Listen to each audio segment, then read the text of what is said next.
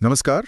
आज हम बात कर रहे हैं सरण्य उमाकांथन की किताब one day life will change की। हमारे पास इसकी एक समीक्षा है और इस समीक्षा से हम ये समझने की कोशिश करेंगे कि भाई ये किताब इतनी पॉपुलर क्यों है, खासकर वो उम्मीद और सेल्फ बिलीफ वाले एंगल से। तो चलिए शुरू करते हैं। जी हाँ, ये किताब 2020 में आई थी और ये है मोटिवेशनल फिक्शन, रोमांस और थोड़ा सेल्फ हेल्प जॉनर में।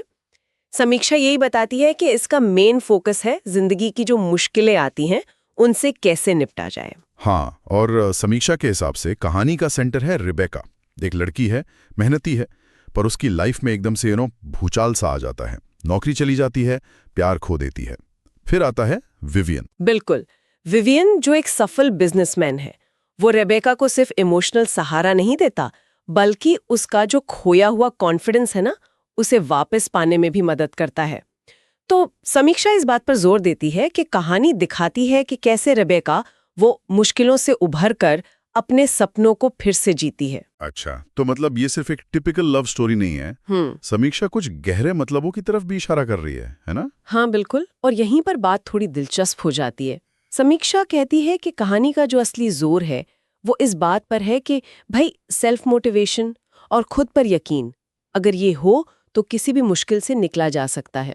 और ये भी कि एक सच्चा साथी कैसे जिंदगी बदल सकता है। और हाँ, पास्ट को छोड़कर प्रेजेंट में जीना कितना जरूरी है। समीक्षा के मुताबिक ये मैसेज उन लोगों के लिए खास है जो लाइफ में किसी चैलेंज से गुजर रहे हैं। और समीक्षा में भाषा के बारे में क्या कहा गया है?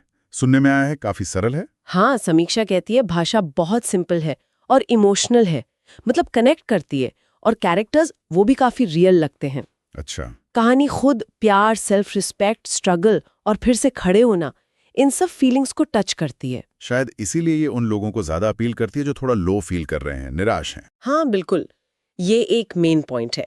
लेकिन एक और इंटरेस्टिंग बात यह है कि समीक्षा ना सिर्फ तारीफ नहीं करती, वो किताब के पॉजिटिव पॉइंट्स के साथ साथ कुछ कमजोरियां भी बताती है, जो इसे काफी बैलेंस्ड बनाता है। ओके। पॉजिटिव तो यही है कि ये इंस्पायर करती है, इमोशनल कनेक्शन बनाती है, कॉन्फिडेंस बढ़ाती है।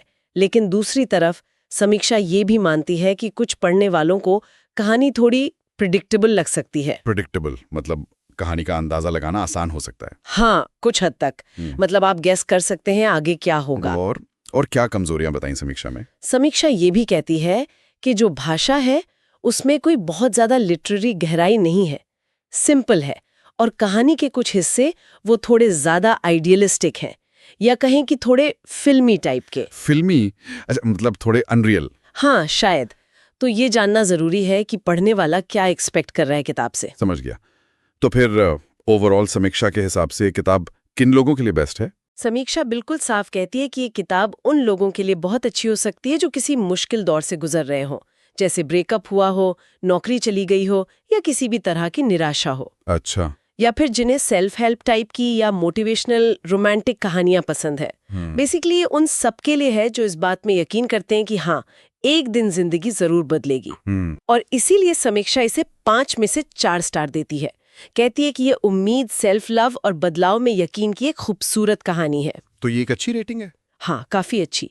और ये समीक्षा ना हमें एक सवाल पर सोचने को भी मजबूर करती है कि जब हम कहानियों के जरिए लोगों में बदलाव का विश्वास जगाना चाहते हैं, तो उसमें आइडियलिज्म और प्रैक्टिकल मोटिवेशन के बीच सही बैलेंस क्या होना चाहिए, और ये कहानियां हमारी सोच पर कैसे असर डालती हैं, मतलब जीवन बदलने की हमारी अपनी क्षमता के बारे में हमारी धारणाओं को कैसे आकार देती हैं। ये एक सोचने वाली बात है।